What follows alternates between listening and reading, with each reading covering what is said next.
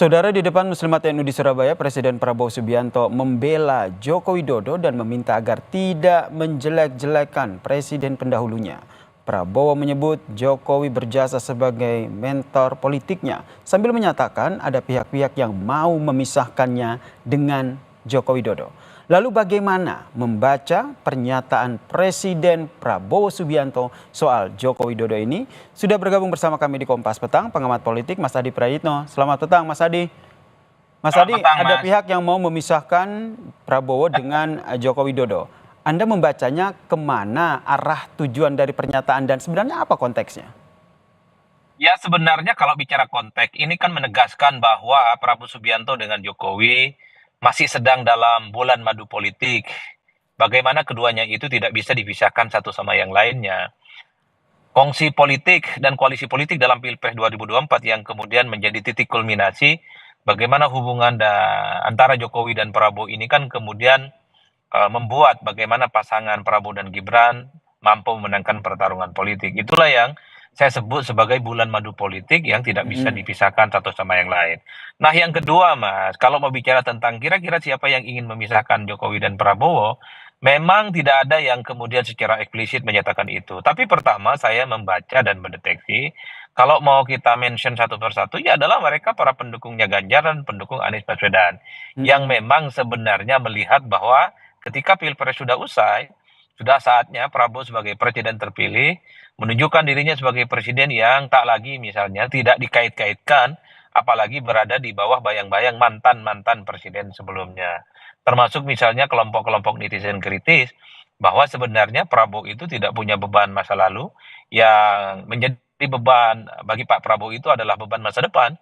Bagaimana persoalan ekonomi, bagaimana persoalan kesejahteraan, persoalan kemiskinan yang selama ini itu tuntas bisa dilaksanakan dengan setuntas-tuntasnya. Mm-mm. Jadi hanya itu yang sepertinya paling mungkin bisa dideteksi karena per hari ini sekalipun sebenarnya publik itu hanya ingin melihat bahwa Prabowo setelah dilantik jadi presiden sudah 4 bulan ya menjadi presiden, maka semua keputusan politik, strategi politiknya adalah murni atas kebijakan-kebijakan yang dibuat oleh Prabowo, bukan karena misalnya ada bisikan, ada mungkin feedback dan masukan dari Mm-mm. pihak-pihak yang lain. Makanya tidak mengherankan dalam 100 hari kinerja Prabowo kemarin, pasti pertanyaannya itu adalah apakah Prabowo itu sudah terlepas dari bayang-bayang Jokowi atau tidak. Itu kan pertanyaan-pertanyaan yang sebenarnya ingin mengkonfirmasi bahwa ketika Prabowo sudah dilantik, ya Prabowo memang sudah harus menegaskan dirinya adalah Presiden Republik Indonesia yang tentunya Mm-mm. semua orkestrasi, semua kebijakan politiknya itu murni yang kemudian diputuskan oleh Prabowo dengan para jajaran-jajaran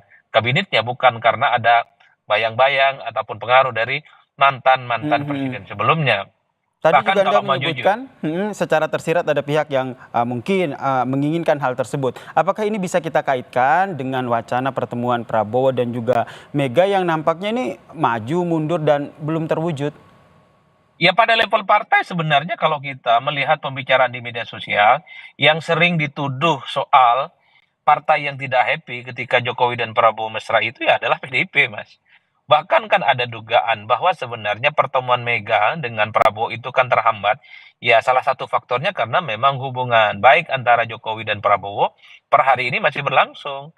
Makanya ada satu dugaan dan keyakinan kalau hubungan Jokowi dan Prabowo sudah tak lagi baik-baik saja, bukan tidak mungkin PDIP, Megawati Soekarno Putri dengan Prabowo Subianto pastinya akan segera melakukan pertemuan-pertemuan politik. Jadi Mhm. kalau disitulah yang kemudian saya sebutkan, kalau kita membaca identifikasi kira-kira siapa yang Mengarahnya ke kemudian sana begitu ya? disebut pihak, iya pada level partai yang sering disebut, dimention di berita-berita online, kemudian di media sosial ya PDIP dan para pendukung Anies dan pendukung Ganjar yang dinilai masih belum move on terkait dengan kekalahan Pilpres 2024 yang lalu. Tapi di atas Ini masih segala-galanya, dugaan ya, karena memang secara fakta memang belum ada mention yang disampaikan ya oleh Presiden Prabowo sekalipun begitu kan Mas Adi. Kemudian kalau Mas Adi sendiri melihat sebenarnya ada nggak sih titik pisah atau sudah terlihat begitu beda haluan antara Joko Widodo dan juga Prabowo Subianto sehingga memunculkan pernyataan tersebut? ya kalau mau jujur sebenarnya usaha untuk memisahkan Jokowi dan Prabowo hari ini itu adalah usaha yang tidak masuk akal dan mungkin tidak akan berhasil. Tapi kalau mau jujur, secara prinsip begitu banyak kebijakan-kebijakan yang sudah dilakukan oleh Prabowo, itu kan berbeda dengan yang sering dilakukan oleh Jokowi. Misalnya soal efisiensi anggaran. Dulu Mm-mm. kan kita melihat Jokowi ini kan jor-joran untuk infrastruktur dan bansos. Per hari ini Kementerian PU dan IKN misalnya termasuk bansos itu kan dikoreksi, Mas. Program strategis nasional juga dikoreksi. Pembangunan infrastruktur yang baru dilanjut juga dikoreksi.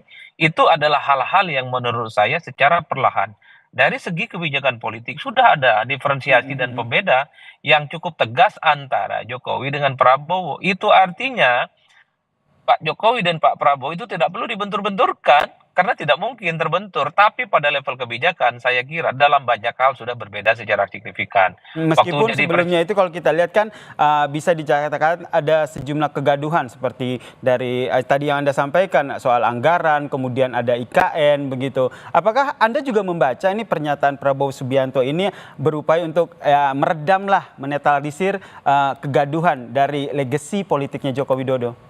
Ya saya kira memang sejak awal mazhab Prabowo Subianto adalah mazhab stabilitas. Jadi Mm-mm. kalau ada potensi-potensi untuk membentur-benturkan antar elit dengan yang lain itu tentu dikhawatirkan akan membuat iklim ekonomi dan ekosistem politik Indonesia itu tidak stabil dan tidak gaduh.